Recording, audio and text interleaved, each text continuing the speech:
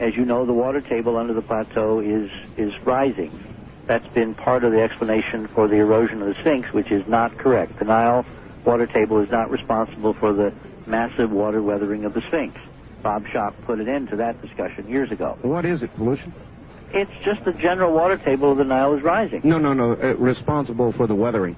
Oh, just the solubility of water. I mean, just water itself dissolves stuff. All right. You know, drop sugar in a coffee cup and see what happens. Sure. So limestone is eroded by water. It's dissolved. It is water soluble, which is the term.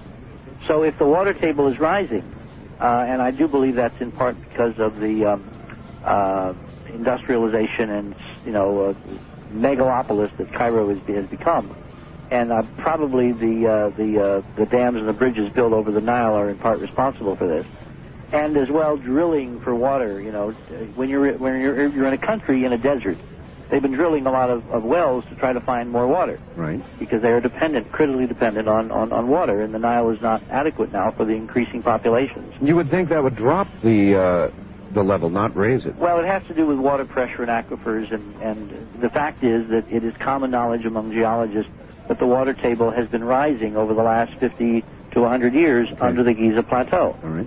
And in fact, there are tunnels and chambers that friends of mine have actually explored that they now have to use scuba gear under the plateau. Wow. Because they have been flooded by water from the Nile rising. General water table elevation.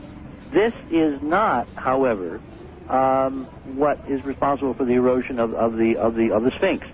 So we know that there's a lot of stuff under there, to get back to our central theme. Yes. That has not been properly cataloged and listed in the mainstream Egyptological journals.